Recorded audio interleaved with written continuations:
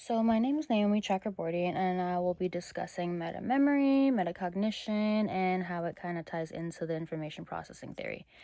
I'll also be connecting those ideas to certain cognitive limitations, willpower, and a little bit of my own experiences here and there. So just for background information processing theory is not just a theory.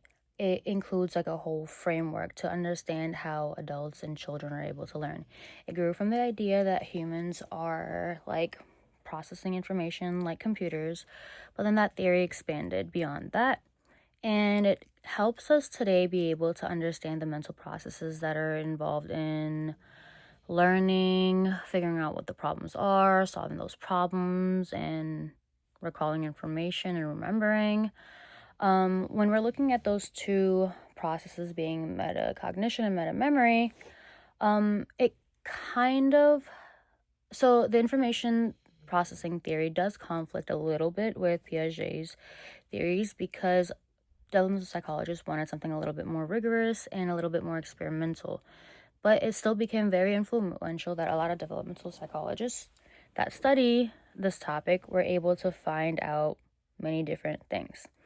So the central idea in this theory is that human beings, like you and I, are information processing systems, but we do have certain limits, trust me.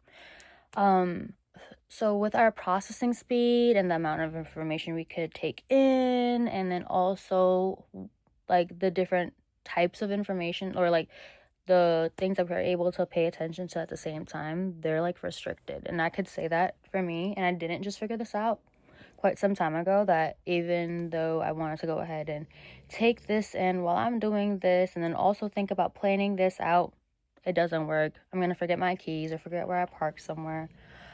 But at the same time, this thinking is flexible. So we're able to adapt to different ways that we do certain things, like changing the environment, shifting the goals, and not being focused or like hyper fixated on certain things, and then adapting and figuring out new different tasks.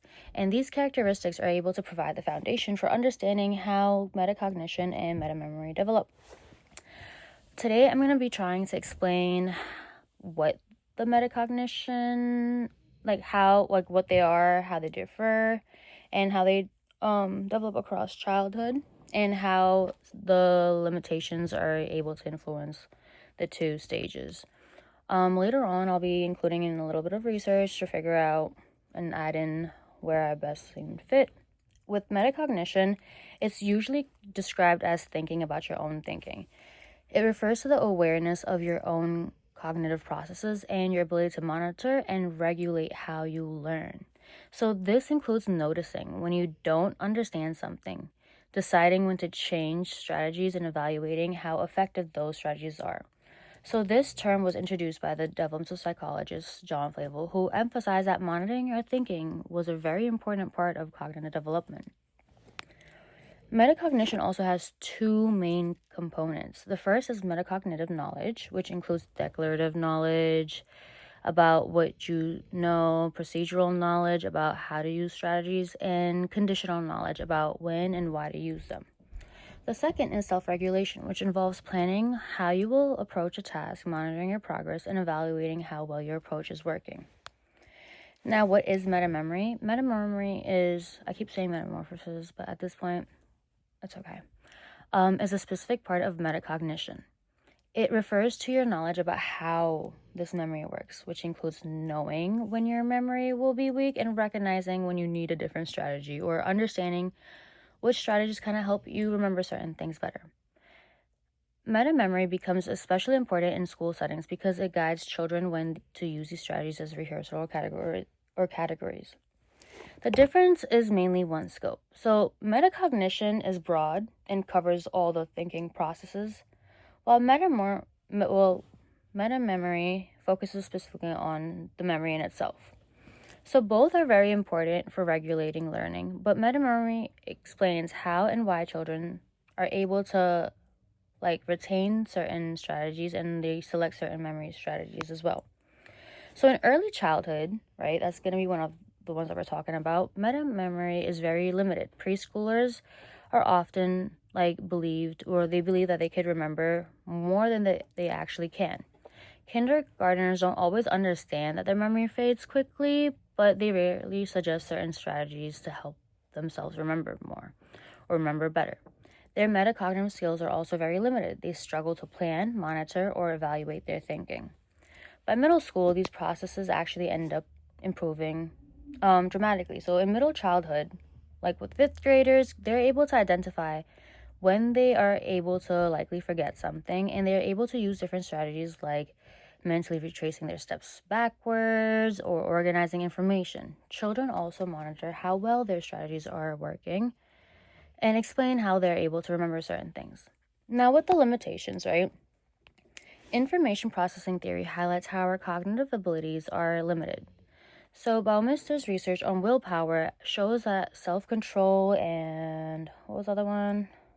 Mental regulation, they are able to draw on a limited energy source. So we have like the source right here, and we just keep pulling from different things. But when this resource is depleted, like we don't have much of it anymore, the way that we're able to plan, monitor, and use the metacognitive strategies, those decline.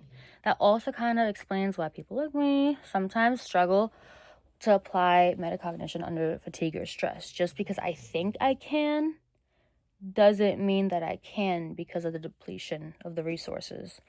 Like if I'm tired, there's no way I'm going to be able to comprehend anything right now. So with Geoff Norman, in one of the videos, he described that real learning requires recognizing deep structure, not just the surface level features, right? That means like I can't just read it. I can't, if I'm trying to read, I don't know, like the Bible or something, I can't just like read it. Reading it and doing that task is not going to be enough. I need to like be able to understand the deep structure and being able to transfer that knowledge across different contexts and see how it applies to me or applies here, or maybe it relates to this, and requires a pretty strong cognitive engagement. So one recent study by, don't know how to say this name, Yaziki and Dogan, they demonstrated like this 6-week intervention, and it showed that the intervention that related with like metacognitive strategies significantly improved their metacognitive awareness, motivation, and course performance. High awareness students showed large gains, and even low awareness students improved in strategy used together. And they were able to see that metacognitive awareness and academic goal orientations predicted nearly about 70% of the grade variance. This does really show how powerful metacognitive instruction can really be. So within my own learning, I've recognized that I rely a lot on effort rather than using strategy. Currently, I feel like I used to be lazy before, way back then, but then I had this idea like as long as I try my best, I'll be able to do it, right? And that means that's my personal best. But I've also been recognizing that just trying hard enough and putting in that effort is not always good enough because there's way more players involved in the game. And understanding more of the way that like 2 years ago certain things have and have not been working for me, the way that I adhere onto information, whether if it's military studies or if it's in work, like I could remember which like planning technique to use for a certain child that is one of my clients and stuff, but in the moment I still may not be able to recall it, right? And it makes me be able to like take the pause and ask myself whether or not that approach of like that super confidence about knowing that I'll just like recall everything or be able to take this information or remember it later. And Burmester's work about, the depletion in different resources helps me really recognize that when fatigue or other things or just overload of information is disrupting my ability, and it's kind of just like not letting me be able to regulate my learning as well.